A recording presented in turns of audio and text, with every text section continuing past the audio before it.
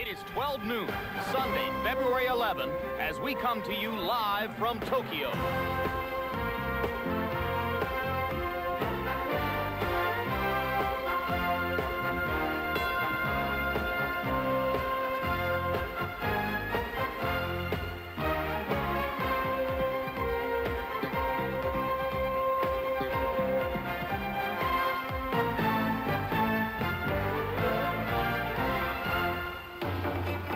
Welcome to a city where 24 million footprints daily cover a relatively small patch of turf.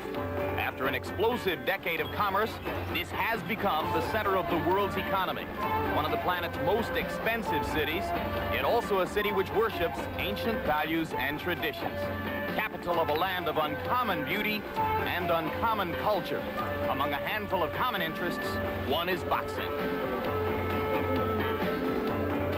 And we are live inside Korakuen Stadium in Tokyo, Japan, as HBO Sports presents World Championship Boxing.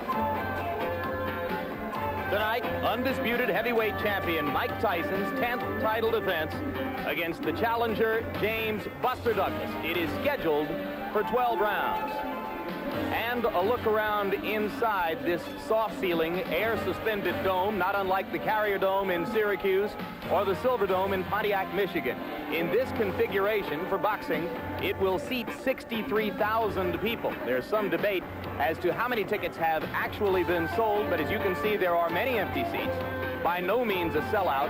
Attendance may be as low as 30,000 or less. But in ultra-prosperous Tokyo, all of the ringside seats at $1,000 apiece have long been sold. And hello again, I'm Jim Lampley. We at HBO welcome you and the world of big-time boxing back to Japan to test the theory that ticket buyers on foreign shores will purchase what Americans seem increasingly unwilling to shell out for: apparent mismatches for Mike Tyson in defense of his heavyweight crown. With me again now is our HBO boxing expert, ring legend Sugar Ray Leonard. And Ray, we assume that it becomes increasingly difficult for Mike Tyson to prepare for boxing matches that most of us see as non-competitive. You spent a couple of hours with the champion 2 days ago. What was his mood? I tell you, Jim, it's a very interesting setting because traditionally Mike would have a number of people around him. But this particular time, this particular fight rather, he's had about a handful of people there. And the reason being, I think Mike Tyson's aware that he's always under the microscope. His performances, whether they go 1 round or 2 rounds, they're highly criticized. So he needs to be by himself in a much more subdued and relaxed atmosphere, and that's what he has now. And of course, the man we like to have with us when we get ready to call one of these championship fights, HBO boxing analyst, the well-versed Larry Merchant. Larry, what are we about to see? Another 90-second annihilation of an ill-prepared opponent? Well, in the important game of expectations, this fight is over before it begins or soon thereafter. You have to remember that just nobody believes anybody can compete with Mike Tyson. In fact, Ed Schuyler of the Associated Press, when he arrived in Tokyo, was asked by a customs official what he was doing here. He said he was here to cover the Tyson-Douglas fight. How long do you expect to work? The customs official asked. Oh, he said, about 90 seconds. The good news is that Douglas has fought his best fighters against the best fighters he's fought, so perhaps we'll get a few rounds. Also, Jim, Douglas has a dog, a beagle named Shakespeare, and I believe that any prize fighter with a dog named Shakespeare can't be all bad. Buster Douglas tells us that his favorite Shakespearean play is the romantic tragedy Romeo and Juliet. Surely if Mike Tyson were asked that question, he would choose something more bloody and violent, perhaps Henry V or Macbeth. Here now, a look inside the violent boxing mind of the heavyweight champion.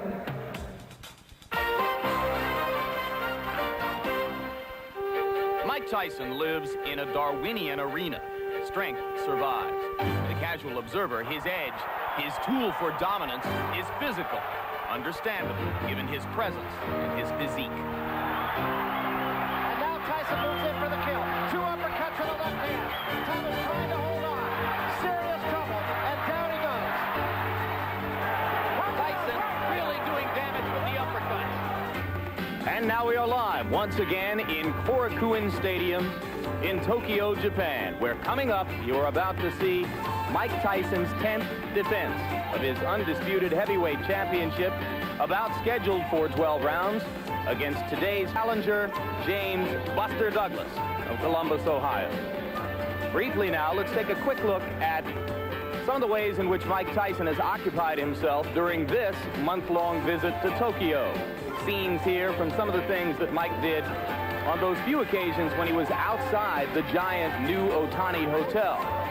He didn't go out much, spent most of his time sitting in his hotel suite, indulging in his well-known passion for martial arts videotapes. It should be pointed out that Tyson's mood on this trip was much different than that of a couple of years ago when he came here as a 21-year-old newlywed with his wife Robin and immersed himself much more fully in discovery of Japanese culture and customs. Some of the Japanese observers might have been a little surprised at the skill with which the champion clutched and tossed a pigeon here. Maybe they didn't know the well-known story to American boxing fans of how pigeon tending was the primary hobby in Tyson's painful and difficult youth.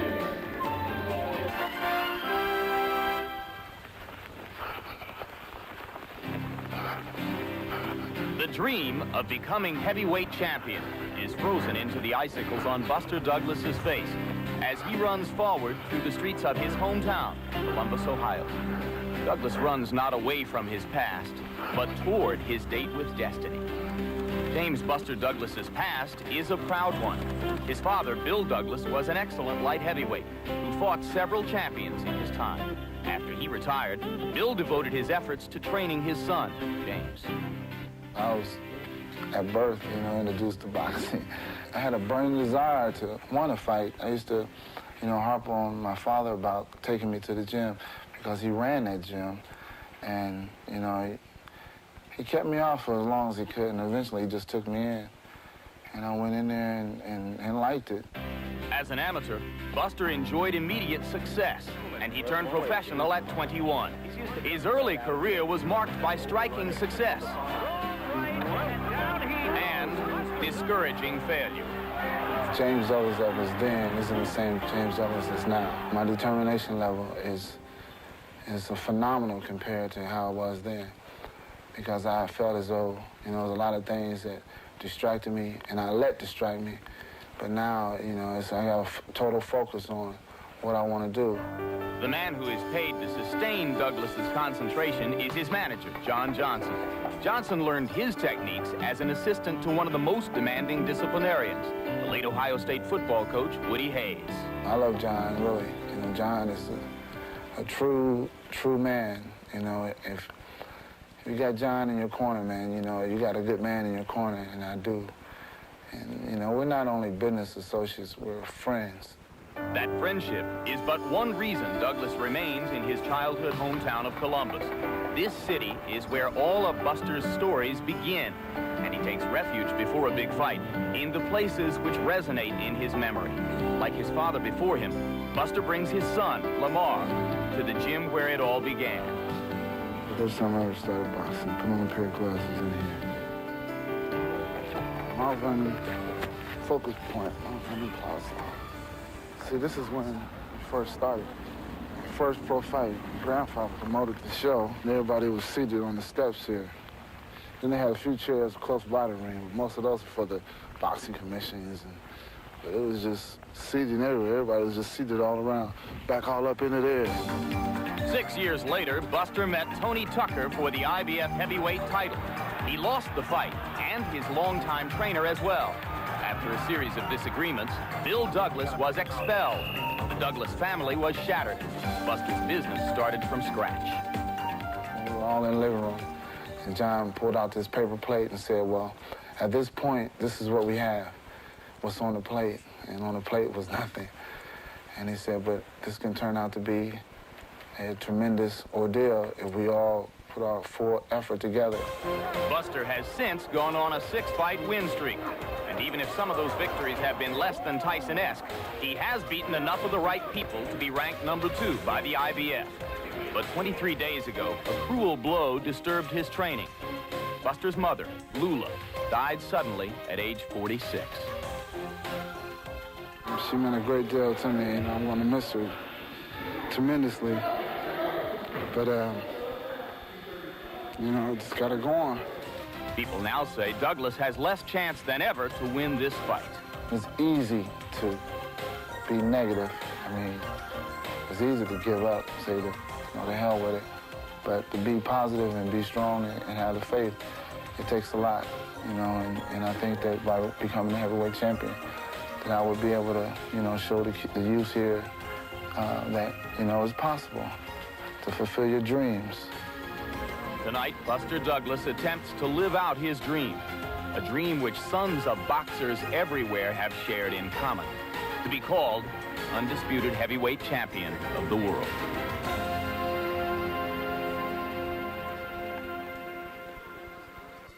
And as if the death of his mother were not enough, in recent days, Buster Douglas has learned of yet another misfortune for one close to him. The mother of his 11-year-old son has been found to be afflicted by a severe kidney ailment, which people in the Douglas camp say could eventually threaten her life as well.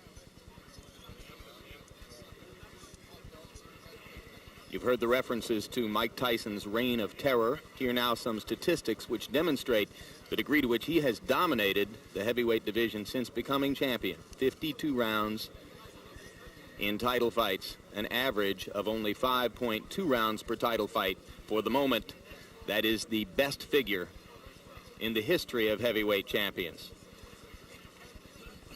And his career knockout percentage ranks behind only that of former champion George Foreman, the Foreman record of 65-2 with 61 knockouts, including his 19 knockouts in 20 fights during the most recent comeback.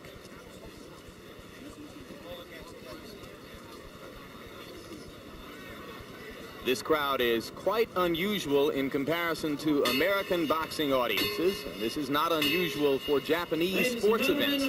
You hear the silence in the arena. It has nothing to do with any ceremony or any moment of condolence. It is simply the way Japanese greet occasions like this.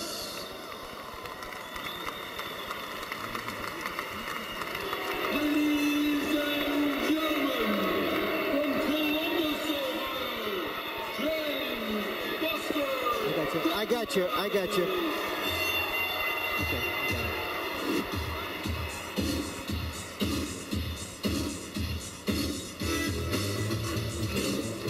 Now we strain for a look at 29-year-old Buster Douglas as he emerges from his dressing room, where we are told he has spent most of the last hour resting quietly. His last fight, a 10-round decision over Oliver McCall, was on the undercard of Tyson's 93-second conquest of Carl the Truth Williams in Atlantic City. You see his rankings, number 2 for the IBF, number 3 for the WBC, and number 4 for the WBA. As a footnote, the number 1 ranked heavyweight contender in all 3 governing bodies' estimation is Evander Holyfield, who is here at ringside, and we expect to be talking live with him at the end of the bout.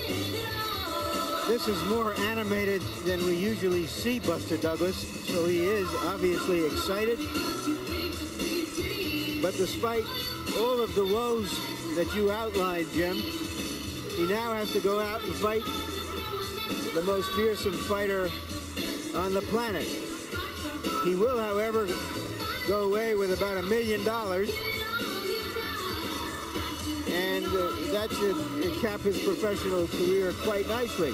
If he gives a good performance, even if he doesn't win, he would be in line for more money. So he has a lot of motivation.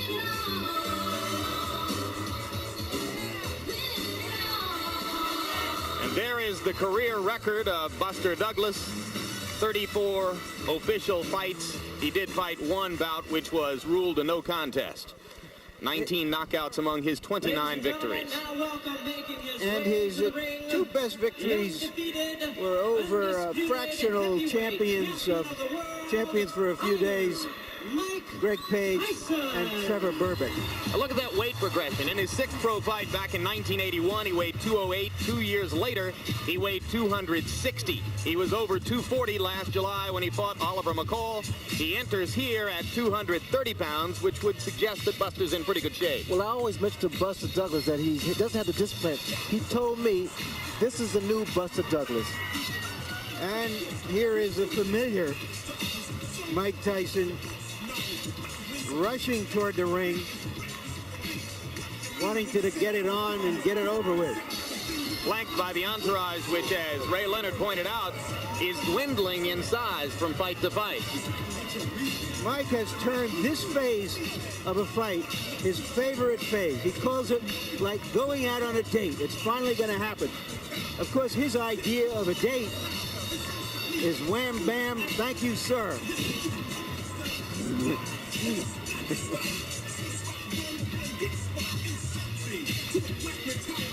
The man closer to Tyson, or to the screen, just inside of Tyson, on screen right there, is Jay Bright, one of the two listed co-trainers. Not in sight in this picture is Aaron Snowell, the other co-trainer. They, of course, the men who inherited the role of training Tyson when Kevin Rooney was expelled from the Tyson camp. 37 wins, 33 knockouts, only one decision in a title fight, and that was the 12-rounder with Tony Tucker. Now check it. There was also a 12-round decision over Bone Crusher Smith in a title fight. We have with us a presentation by the World Boxing Association of a Joe Louis heavyweight super belt given to Mike Tyson on behalf of his many successful defenses of the heavyweight crown. On behalf of the WBA, we have the Japan Boxing Commission Chief Commissioner Makoto Hosaka to present the Joe Louis super belt. Mike Tyson doesn't really care about this ceremony in which a Japanese official wants to hand him some local belt.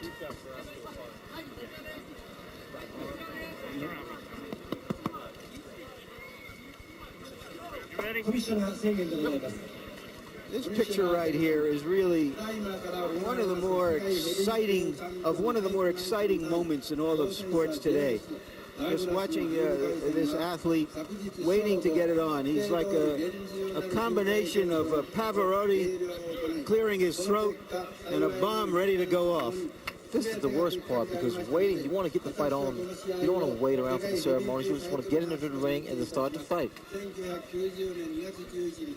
Tyson has managed to completely ignore the entreaties of Japanese officials in the ring who want him to participate in this belt ceremony.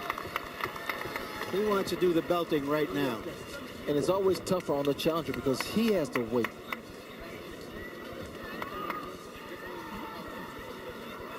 We're told that Mike was, as is often his custom, pounding the wall in his dressing room with his fists in the half hour prior to his departure to come out to the ring.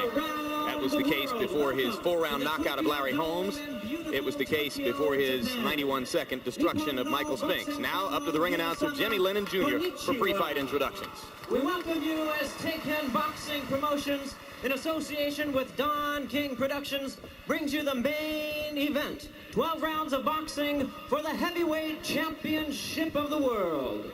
Introducing the promoters, Mr. Akihiko Honda, and promoter extraordinaire, Don Only in America King. This bout is sanctioned by the World Boxing Association and the World Boxing Council in conjunction with the Japan Boxing Commission. Representing the WBA President Gilberto Mendoza, the Vice President and Supervisor, Dr. Manuel Virgilio Aispurua, and the Chairman of the World Championship Committee is Dr. Elias Cordova. Representing the WBC, we have the President, Jose Sulaiman, the Supervisor, Elias Ganem. Representing the Japan Boxing Commission, the Chief Commissioner, Makoto Hosaka. Introducing to you the officials as they are appointed, the ringside physician, Dr. Kei Suzuki. Timekeeper at the bell, Riichi Hirano. The judges, Larry Rosadia, Ken Morita, and Masakazu Uchida. Now presenting to you the referee in charge of this main event, Octavio Meran.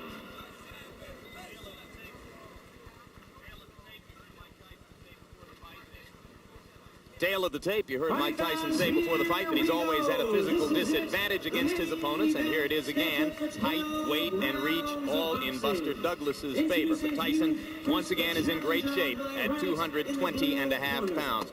Rules for the fight, the one significant rule, and it is unusual, the 3 knockdown rule is in effect here. Again, Jimmy Lennon. His record, 29 wins, 4 defeats, 1 loss, 1 draw, with 19 wins by way of knockout. He's ranked number 3 by the WBC, number 4 contender in the WBA. Please welcome the challenger, James Buster Douglas.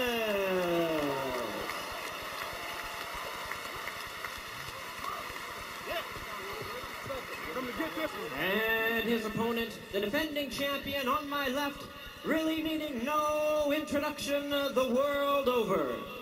He's ready to fight out of the red corner and attired in black trunks. Hailing from Catskill, New York, he weighed in at a ready 220 1/2 pounds.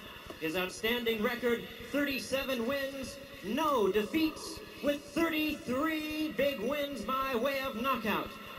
He's making his 10th defense of the heavyweight crown, introducing the undefeated, undisputed heavyweight champion of the world, the one and only Iron Mike Tyson.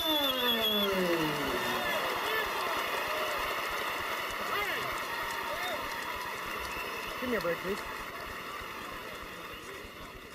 Gentlemen, remember the dressing room instruction. Shake hands and good luck, both. Everybody out.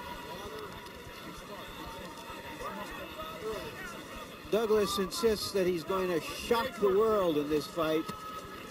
If he should upset Mike Tyson, it would make the shocks in Eastern Europe seem like local ward politics. He would shock most of the world if he could make it into the middle rounds. Well, he has convinced Mike Tyson this very first round. Buster Douglas is a conventional fighter who likes to work behind a stiff left jab. Break! Break!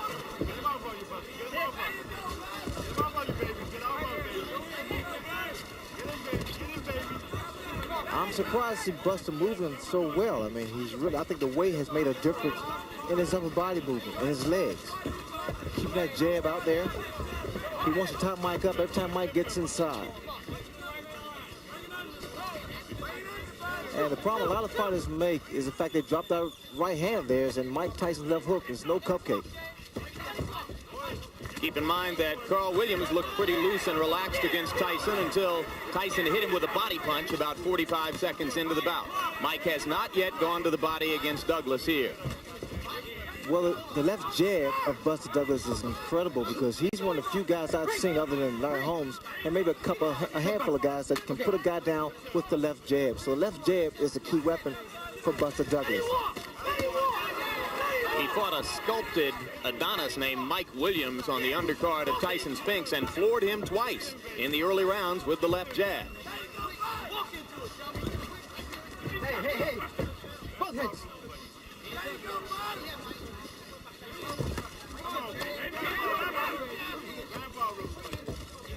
We're almost 90 seconds in, and as yet, Tyson has done no real damage to Buster Douglas. Douglas punching on the break, and he gets a warning from Octavio Meran. Now Tyson begins to step in behind the left jab. He landed twice. Watch the right hand of Buster Douglas, but the problem I'm still seeing is the fact he steady drops that right hand after he throws it. Through a snappy-looking right-hand lead, and then tied up and on-rushing Tyson.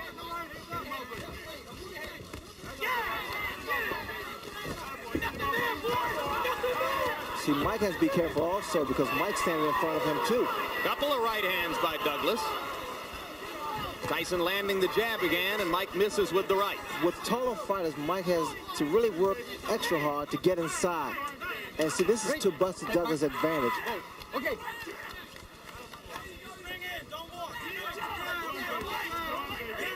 Left jab lands again for Tyson. He has not yet gone to the body.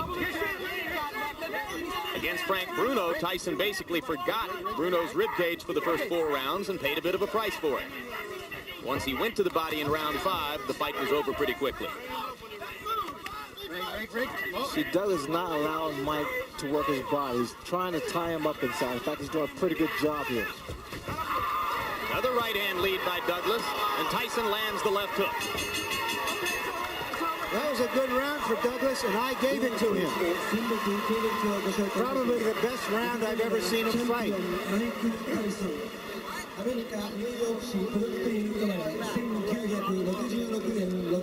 All right, we close the gap.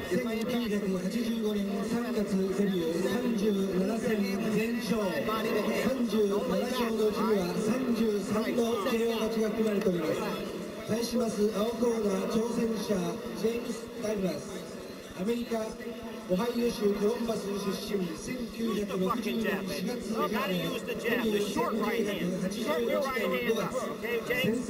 And then look for 2 or 3 shots. Go down in there, right? Go down in there. Bring it back. 2 or 3 punches, baby. 3 or 4. Relax, suck it up. 3 or 4.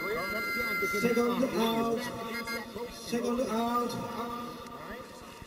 That was a very docile round for Mike Tyson, throwing only 13 punches. But a number of jabs, but a number of fighters have had good first rounds against Tyson, and that was it. Let's see if Douglas can sustain it, Jim. Keep in mind that Tyson, a little more than 3 weeks ago, was knocked down in training by Greg Page. And there was some talk here that he was not as sharp as he has been for previous bouts. You never know until he's in the ring. Hey, don't do that. Every time that Mike comes inside, apparently Douglas been doing a lot of watching films because he takes a move. He steps to his right, give a little angle. Douglas giving as good as he gets inside right there. He outlanded Tyson by punch stat computations, 22 punches to 8. Very hard right hand by Douglas inside that Tyson walked right into. And right through, I might add.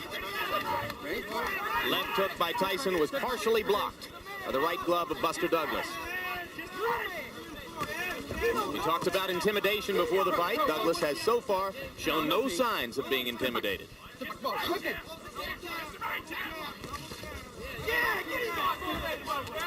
See, what they want from Tyson's point, they want to see more upper body movement and also more punches thrown as opposed to the one big punch.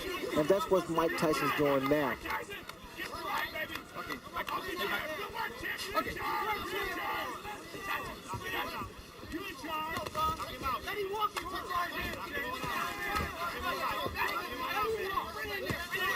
Another right-hand lead lands for Douglas. Douglas not afraid. That is apparent. And what's happened, Douglas started to get his punches off first, which is the key to boxing. You get your punches off first. He's got pretty quick hands for a big man. Well, the lighter Douglas is, the faster his hands are, the more accurate his punches are. Not a lot of power, as Larry referred to when he talked about Tyson walking right through the solid right. I wouldn't necessarily say that because I think Tyson has a pretty good chin, and he's compact. And what's happening, every time Douglas throws a shot, in fact, it was a good body shot by Mike Tyson. First good body shot he's thrown. Tyson keeps that chin tucked in.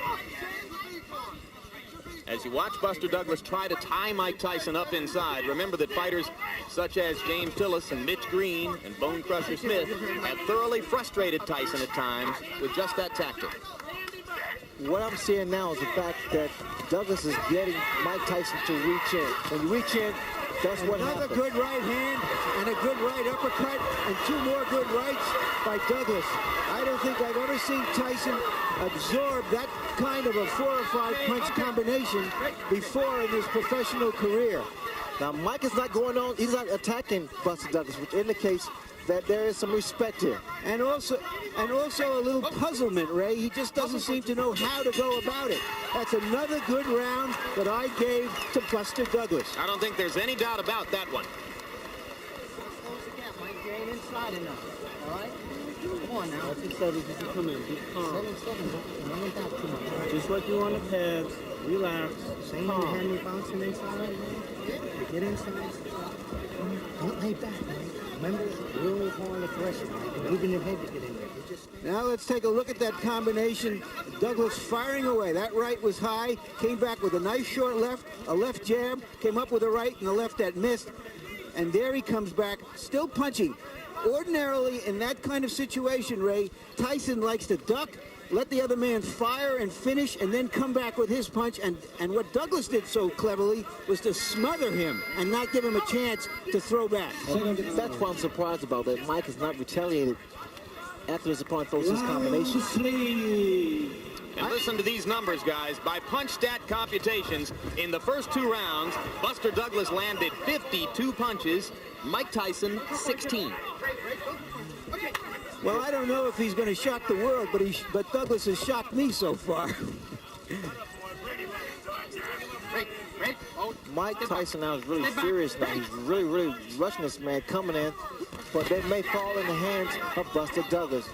Good left to the body by Tyson. That's the kind of blow which has done a lot of damage to previous challengers. You hear his corner, Tyson's corner saying, be smart, work your way in. Another good right, but Tyson comes right through it. Douglas still outlanding Tyson, out-throwing him. Again, Jim, the yellow from Tyson's corner is to work your way in, not to walk in there because that jeopardizes you, puts you in a lot of trouble. Douglas accurate with the jab. Miran telling him not to hold and hit. No. Now what Douglas can't do, he can't allow himself to get frustrated and try to exchange with Tyson. That could be fatal.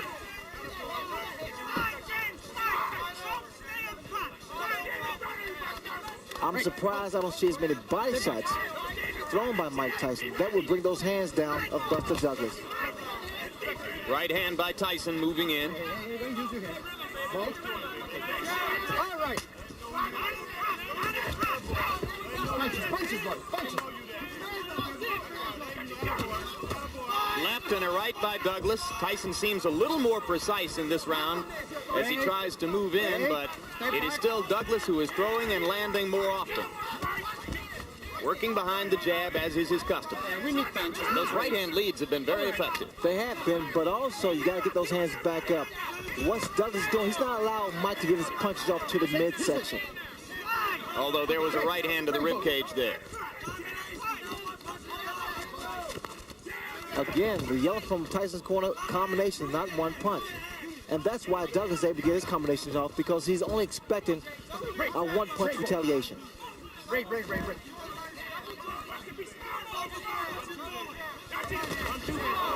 Tyson's trying to leap in behind the left hook. He landed that one under Douglas's chin, near the middle of the chest. Douglas with another right hand to the top of Tyson's head.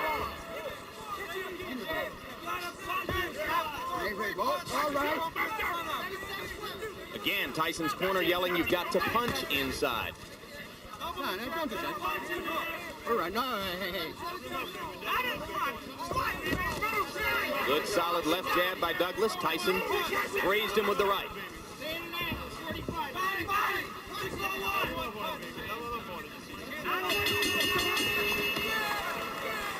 Get your ass over there. 6-4-1 inside. Don't just stand there and look at him. You gotta work. You're not closing the gap, Mike. You got to get inside by jabbing and moving your head. When you get in the inside, you got to punch. All right? Come on, Mike. Punch, Mike. Jab, overhand right, come back into your foot. Okay? Relax. Oh, you're too flat-footed in there. All right. Okay? Trust in what you know. Do it. Let it go.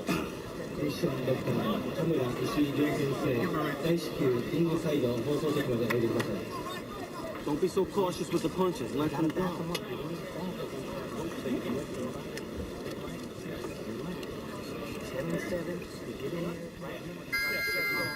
Don't sit there and look.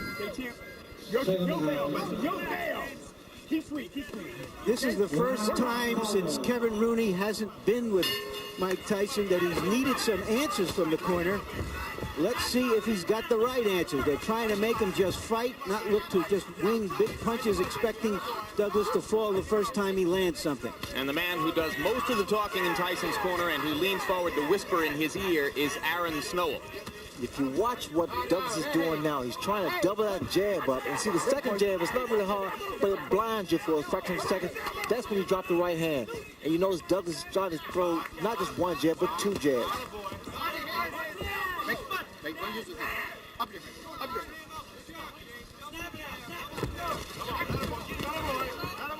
there was an expression on Tyson's face, and I can relate to that because sometimes you get into the ring, Jim, you just don't have it. Things just don't click in. And maybe that's what he's feeling now. He's just not on. Well, we're in round 4, and a lot of ringside observers didn't expect the fight to go this far. It should be pointed out that stamina has been a problem for Buster Douglas throughout his career. And in the last 2 weeks, he's been bothered by respiratory illness here. Was taking penicillin just this past week and antihistamines. You have to wonder how far he can go at this level of effectiveness.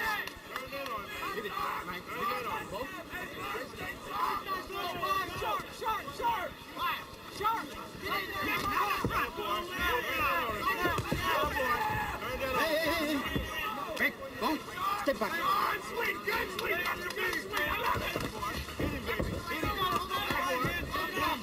Douglas still landing the jab and then stepping away. Tyson seems less aggressive than is normally the case, perhaps a little frustrated. Well, Buster Douglas definitely is inspired because of the tragedy of the passing of his mother. And reminds me of when Howard Davis' mother passed during the 1976 Olympics. It really motivated him because he was doing it for Mom. Everyone in Douglas's camp said that would be the case today. He was extremely close to his mother. Right hand by Douglas right on Tyson's chin. The double jabs, especially with a big man, is difficult to penetrate. Always difficult to penetrate. Critics of Tyson say that since the departure of Kevin Rooney, he has been increasingly easy to hit. There's very little head movement here today. I wouldn't necessarily agree with that. Mike Tyson is Mike Tyson. Mike Tyson's a natural fighter. You don't think that the loss of Rooney as trainer has made any difference? I don't really believe that. But one thing about it, I guess I must, be a little contradictory, but normally to keep the same family, it's always a plus. But then again, sometimes you must change. As you did. Yes. Good left hook by Douglas again with a left and a right. Now Tyson lands a right hand and backs Buster up, but here he comes.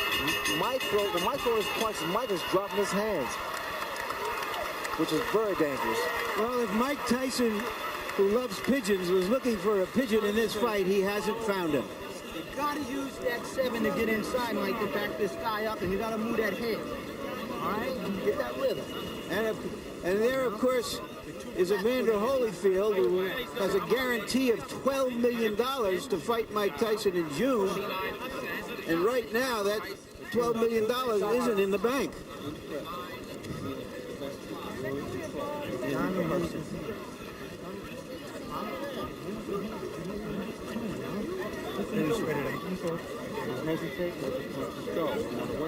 Okay? Come on, you want all 4 rounds. You got to hold your concentration. Now, you come back. Everything will be there. Everything will be there, champ. You heard the Douglas people. Tell Douglas he's won all 4 rounds. And, shockingly, I agree with them. Trainer J.D. McCauley and manager John Johnson very calm in the Douglas corner. He's thrown 114 jabs in the bout, and by punch stat computations, he has landed almost half of them. Extremely effective working behind the left jab. Buster Douglas. Now Tyson lands a jab.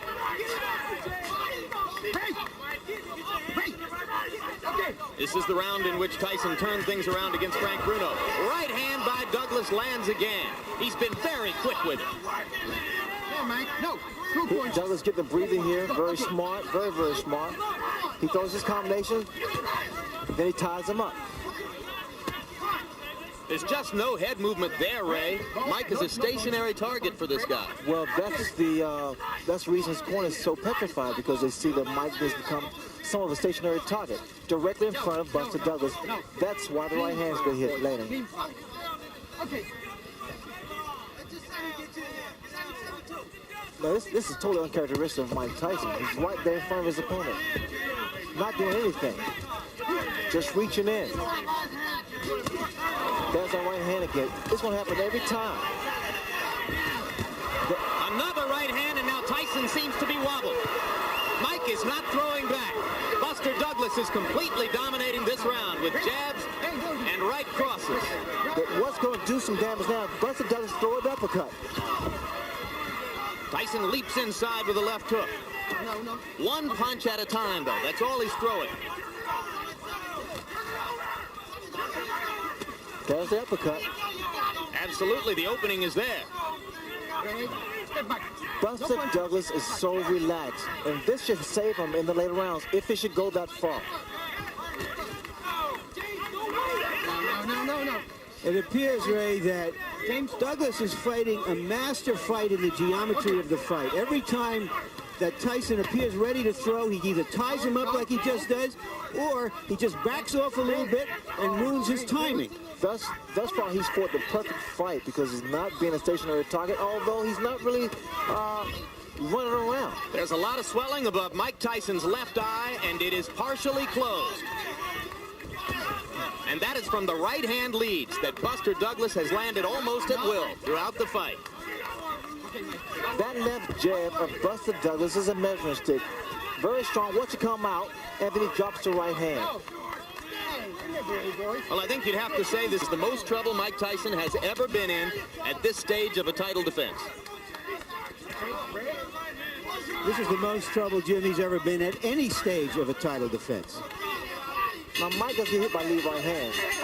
That's another round for Buster Douglas. And he even dominated the exchange after the bell. You remember at the top of the show, I said the good news is Buster Douglas always fights his best against the best opponents. This is even better news than that from his point of view.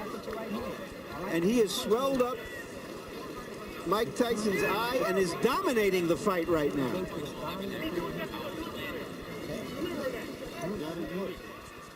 Now just watch this combination. A long right, a left jab hook somewhere in there, and he has been doing this over and over. Every time Tyson is willing, takes a punch and he wants to fire back, Douglas fires back before he can.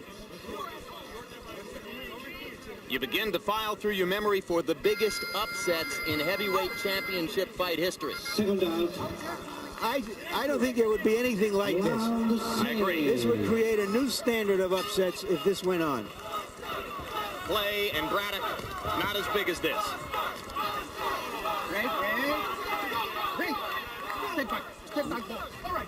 Question is the stamina of Douglas, as you've pointed out. Stamina has never been a problem for Mike Tyson opponents in the past. And I would question the stamina of Buster Douglas at this kind of pace, Larry, but again, he is so relaxed in there. By punch stat computations in the 5th round, Buster Douglas outlanded Mike Tyson 3-1, 33 punches to 11. If anything, his dominance is increasing. Again, the lead-off rights, I'm very surprised they are landing like they are.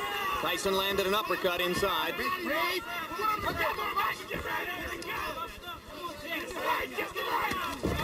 And another right-hand uppercut by Tyson. Douglas doesn't appear hurt. Well, as long as Douglas stay there, he's going to play right into Mike Tyson's hands. But the thing about all of this, Jim and Ray, is that he's never given Tyson a chance to use those amazingly fast combinations. Even when he gets hit, it's one punch and he smothers him, or he fires back. The combination which destroyed Bruno and which has been so effective against a lot of opponents is the right hand to the body, followed immediately by the uppercut. And that punch lands when a guy is against the ropes or in a corner. And Douglas has not been there. Tyson finally blocked a right-hand lead. Sorry.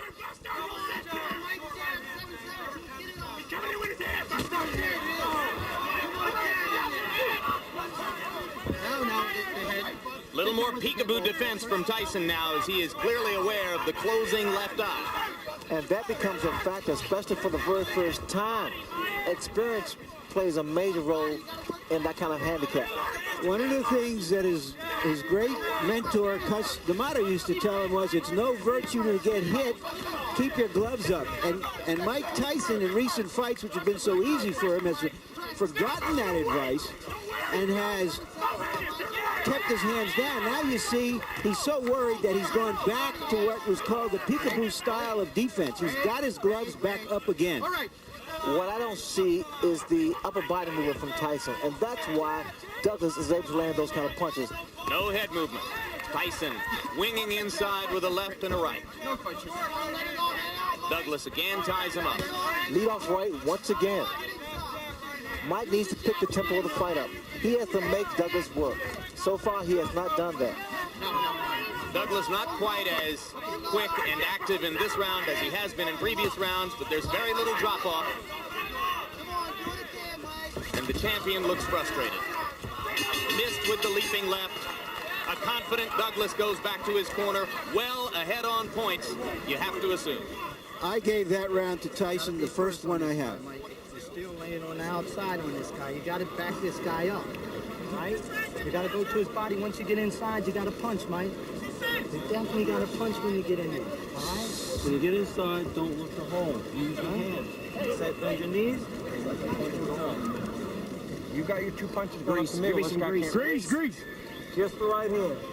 Come on, why don't you do now, baby? Stay alert. It's your fight. Your show. You understand me? Grease, baby. You got it won. Just stay in control. Just stay alert. Control. This fucking guy's scared to death. That jab. Put shit on him. That jab's a shot, baby. The jab right hand. Yeah. You gotta punch your hands. That's a 7. Everything off a 7. Round 7. All right. Past the midway point of the scheduled 12 rounds. Few at ringside thought that Buster Douglas would make it this far. He has made it this far with a so far dominant showing over heavyweight champion Mike Tyson.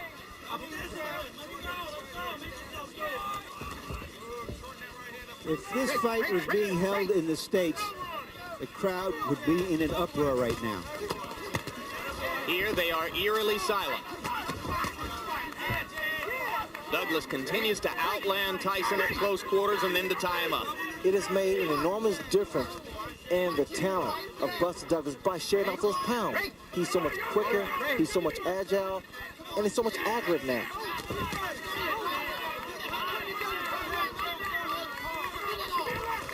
Buster needs to move a little bit more. He's standing, now he's starting to become stationary.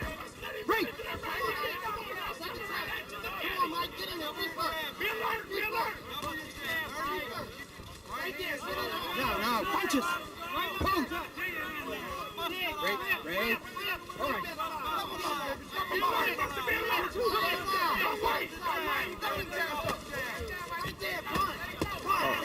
Low blow by Tyson.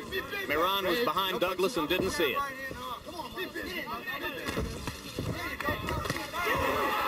Douglas with another right hand, looping over the top. It's a great tempo for Douglas. Notice his hands are down.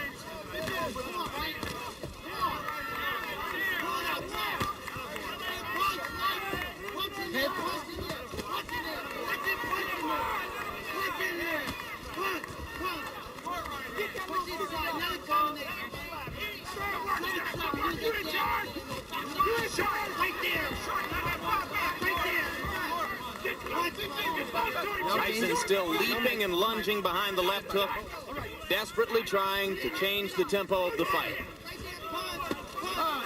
Another low blow. This time Miran saw it. Another right hand lead for Douglas, partially connected. Left jabs right on Tyson's face. This is the first time I've seen a big man in the ring with Tyson use his physical attributes, the height and reach advantage.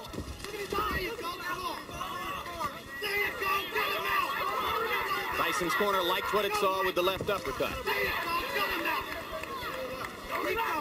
It was almost 25 years ago when a 7-1 betting underdog named Cassius Clay thoroughly frustrated and whipped a Sonny Liston in Miami Beach at a time when Liston was regarded as invincible. You have to go back that far to find something this shocking in a heavyweight title fight. No combinations by Mike Tyson.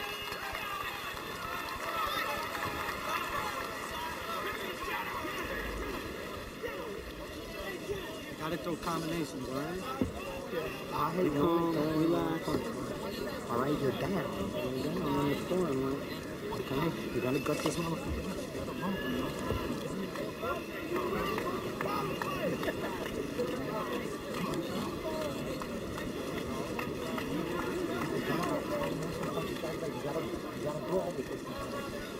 Don't relax. Double your jab every time he comes to you, and the right hand's only going to travel. Beautiful work, champ. Beautiful work. Keep busting on that eye. Stay strong, but stay alert.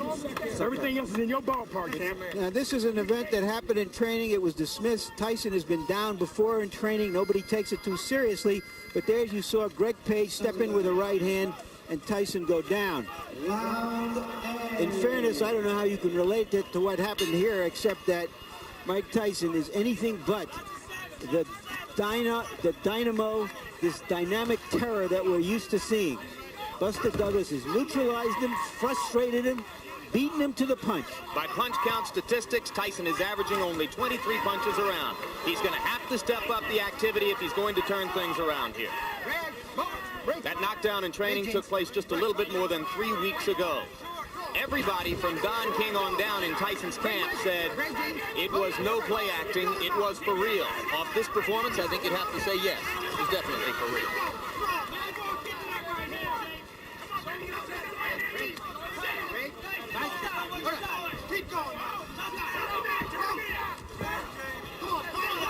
The graphic you saw between rounds demonstrated the huge disparity in jab effectiveness.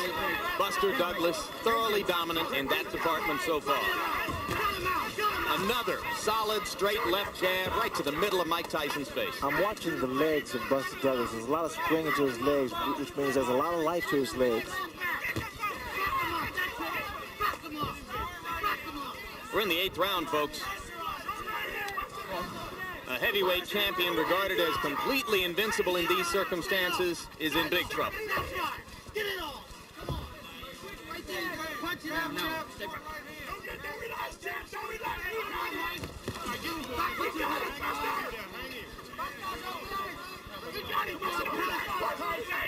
Work in there. Come on, Mike. Fight. Right there. Don't worry, champ. Come on, get it out. Get it out. Right there. Hey. Could you imagine? Buster Douglas, undisputed heavyweight champion of the world. Well, it's not over yet, Jim, but I tell you, he's put a good account of himself up. It boggles the mind. Well, he's asking some questions of Tyson that Tyson hasn't been asked before. In the second half of a fight, he's got to come back and win it. Look at the punches. These right-hand leads are not diminishing in effectiveness, guys. He is still landing just about all of them. Double jabs, lead off right hands. And now he's starting to back Mike up. No. Hitting on the break, Moran didn't say a word to him about it. There's a little swelling under the left eye now of Mike Tyson. Still beating Tyson to the punch, Ray. Well, there's just no question which is the more confident fighter now. You see how easily Douglas is dominating the action inside. And Tyson is holding on. I've never seen this happen before with Mike Tyson. He's always been the initiator. Here he's against the ropes. I've never seen. And there's a right hand uppercut, and down goes Douglas. As suddenly as that. Can he beat the count? He got a little overconfident. Got a little loosey-goosey. Still wobbly. Let's see what Mike can do to finish. And the bell ends to save Buster Douglas at the end of round 8. Well, Tyson needed something like that desperately, and like a real champion, he came through with it. It was though he baited Douglas in. I thought he was out of it. Let's take a look. Tyson is backing up. Now, perhaps he's trying to bait him to come in and to relax, because that was the effect of it. Came off the ropes with that terrific right uppercut. What a shot. Shades of Frank Bruno. Let's see if what Douglas has when he comes out for this round. Second down. Round 9. He's had 60 seconds to recover. Clearly he was out on his feet as the bell sounded. And Tyson is trying to find out immediately if his head is clear. This is when Douglas should really do a great deal of clinching, tying his head and trying to clear his head. Hey, don't do that. Left hand lands by Tyson. Right to the body, he tries the uppercut again and misses. Douglas comes back with a left and a right. 3 solid shots right on Tyson's face. Just missed with the uppercut on the break, and there goes Tyson inside and up and under again.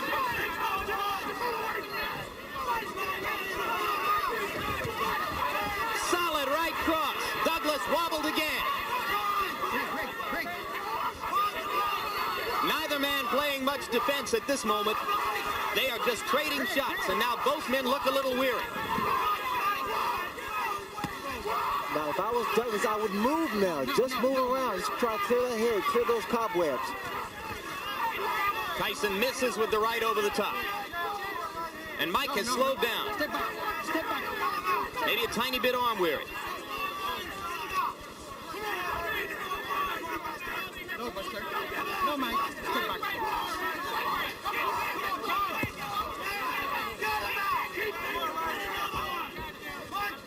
This is high drama, and the crowd here is greeting it by and large with stony silence. Probably disbelief, Jim. They came to see Godzilla, and the wrong guy appeared to be Godzilla until that knockdown. The left eye of Mike Tyson's nearly closed now. Shades of Ray Leonard against Tommy Hearns. Douglas coming back with a left and right. Tyson is wobbling. Tyson needs the ropes for support. Douglas wailing away. Without the ropes, Mike would have gone down. Plenty of time left in the round.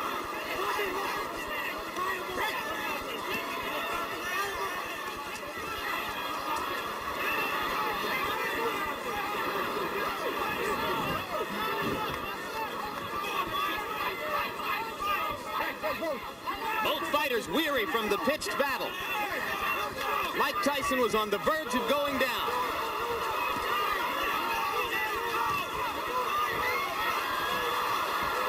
And again, the champion wobbles back to the ropes.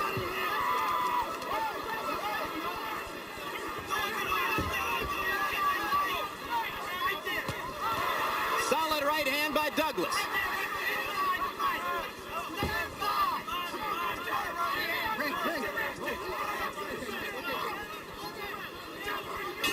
The most action-filled, heavy punching exchange round of Mike Tyson's career.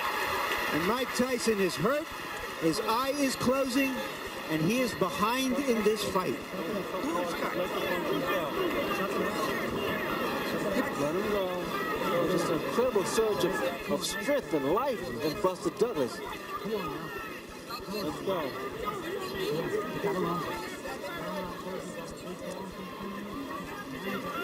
Let's take a look. 2 lefts, and just Buster Douglas is just going at him. And what he's doing is what other fighters who have had Tyson in trouble have backed off to admire their work. And when he got him in trouble, he went at him.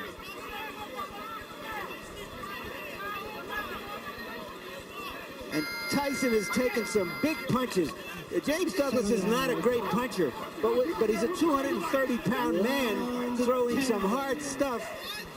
And Tyson, to his credit, has stood in there and taken the punches. Oh, what a right hand by Tyson to begin the 10th round. Emphasis on man, Larry. This has been an inspired, courageous performance by a man whose mother has died within the past month, whose son's mother is battling a difficult kidney ailment, who had every reason to come into this bout depressed and downtrodden, chosen by no one to have a chance of getting out of the first few rounds, and he has thoroughly dominated Mike Tyson with the exception of the moment when he went down. Well, the other day, John Johnson's Douglas' manager, and Douglas himself said, I am a new person now, and apparently he is. He's been a whole different person than the one every boxing expert expected to see here. It appears that Tyson is virtually a one-eyed fighter at this point. A desperate one-eyed fighter. Brawling willingly just to try to get in the shot that will finish things in. Oh, the uppercut. What an uppercut by Douglas, and down goes Tyson.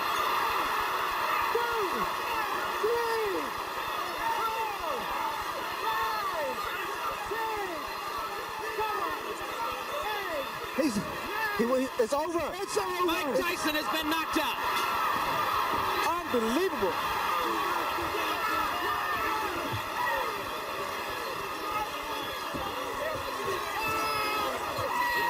This makes Cinderella look like a sad story, what Buster Douglas has done here tonight.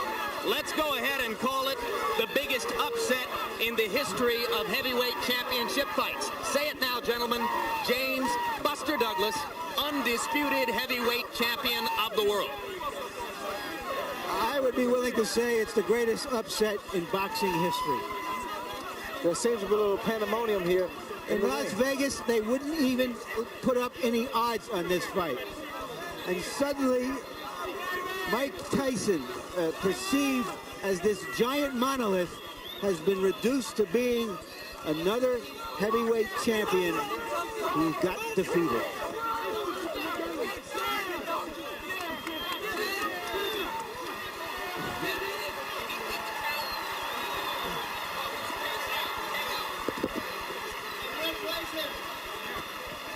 And you heard Aaron Snowell saying to Tyson, who apparently was unaware, you were counted out. KO.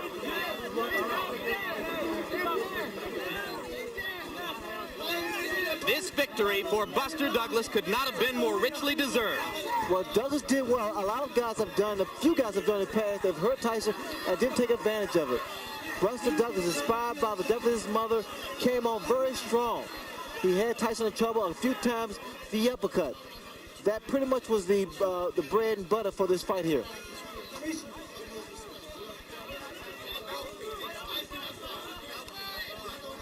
It wasn't just the power of the punches, but it was the accuracy and the number of punches that Buster Douglas threw. Sustained accuracy all through the bout. For 10 straight rounds, he was sharper and crisper and more accurate than the champion.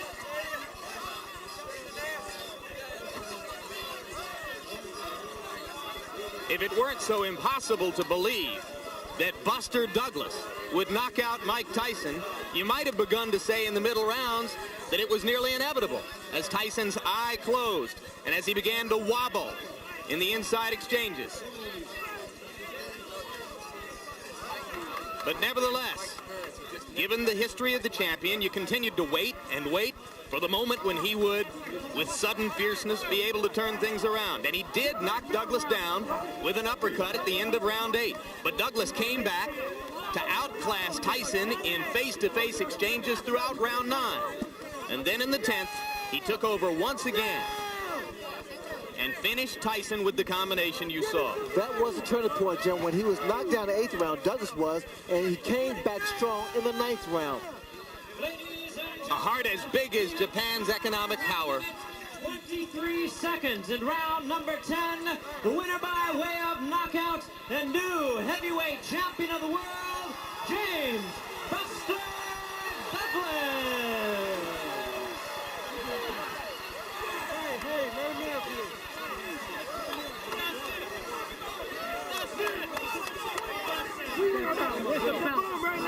Larry Merchant is with the new champion. Larry, if you can hear me, take it away. It's all yours. All right, I'm with Buster Douglas. Buster Douglas, undisputed heavyweight champion of the world. Can you believe that? Yeah, it's happening. Take this out.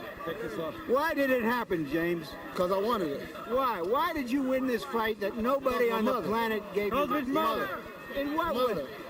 God bless her heart. Let him go, Larry. After he got knocked down, I said you can't let him be. You want to go, James? No, let him talk.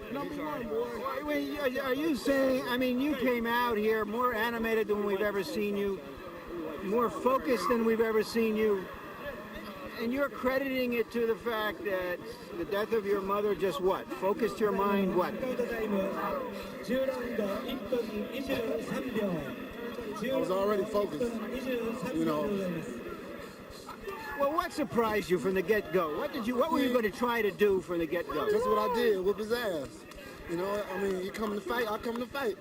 I told you in the room, I said that it was time for James Douglas to come out of the closet. But it seems you had you know, I told you that I also had times where I had great fights that would come back with 2 or 3 different fights that was mediocre, you know, and I would leave a lot of doubt.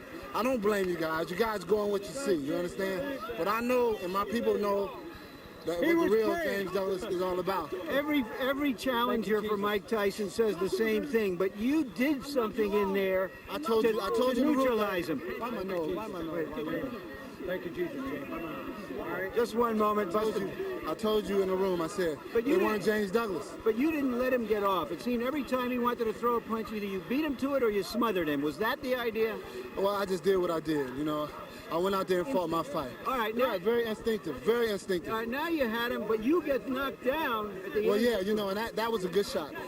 I mean, you know, like I said before, a man over 200 pounds has a good shot. Did you get careless? Did you think you had? I think so. That was just starting to get real relaxed, you know, and I got shook. I mean, I got hit, and I came back, you know, sucked it up. Because I knew I had him also. You know, I knew he was, every time he would try to get off, I would come back, you know, and offset him by beating him to his punch. You know, because Mike, well, early in the fight, you know, Mike would come out, you know, and throw his big shots. You know, so what I would do is just, you know, go with him and come back with my own. You know, and another thing, I was very relaxed. I wasn't afraid of the man. I fear no man, because I believe in God. That's the only man I fear. You know, thank God. I give this praise to the Lord Jesus Christ. But you know that you're in there with Mike Tyson. After the knockdown, did you think he would come on, or did you know you had to stop his momentum at that point? Well, yeah, I knew he was going to come because he's a champion. I mean, he was going to suck it up and come and get me, you know? And I was ready for it. I was aware of everything. You know, I was totally aware of everything. And Dad, this one is for you. I love you. Could you see the confusion in his eyes? One of his eyes was closed. Well, I seen that early on, you know, because of the stiff jab. You know, I was just letting him run into the jab because, you know, speed, I have tremendous speed. I have tremendous stability. As I told you earlier in the room, I said, well, you know, I'm conditioned to go 12 rounds. And that's what I was conditioned for. That's why I was able to get up from the knockdown. You know, it was a good shot. You know, I give him all respect for that. You know, but when I got up, it was like, well, it's time to go ahead and get him out of there. You hit him with Because I got careless, Larry. You know, I started, you know, getting in control of everything. And then all of a sudden, he caught me with a good shot. You took some fearsome, he took some fearsome punches. Yeah. This is a dream, Larry. This is truly a dream. I swear to God, this is a dream. No, it's truly a dream, man. This is a dream, Larry.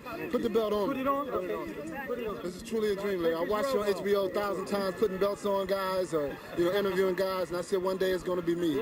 One day it's going to be me, and thank God that it was me today. I swear to God. You hit him with some fearsome punches. I hit him with some great shots. Early, and he didn't go. Well, yeah, that's great. That's great, because you understand, like my dad said, you know, you hit him with shots, let him take it like, oh, okay. You want to take a shot. Yeah, be a tough guy. Just keep chopping on him. Just keep chopping on him. And eventually he's going to go. And that's what happened. As you seen over there, he was flat on his ass. Yeah.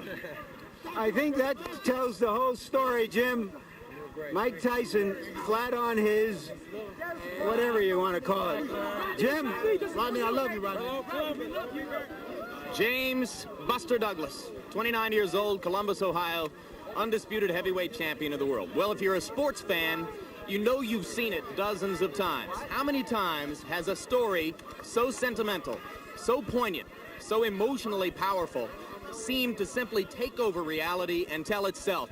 Surely the sentimentalist in all of us wanted to believe that in the wake of the death of his mother, amid the difficulties being suffered by the mother of his child, James Buster Douglas could step forth today with a performance unlike any other in his entire career and compete with Mike Tyson. Surely the realist in all of us said no, that wasn't really possible. But indeed it was possible, and it happened. And an inspired Buster Douglas thoroughly dominated Mike Tyson and courageously came back from an 8th round knockdown to turn around and knock the champion out himself. Larry Merchant, it has to be one of the greatest and most memorable moments in the history of the sport.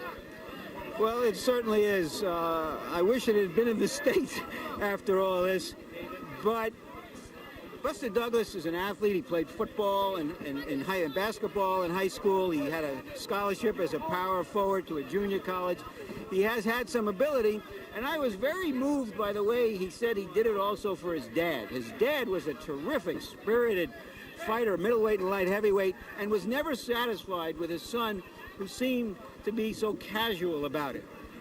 But for whatever human reason possible, for someone to surpass his own ability, to surpass anything that he can ever do before in this moment, at this moment, that's what makes this sport so terrific.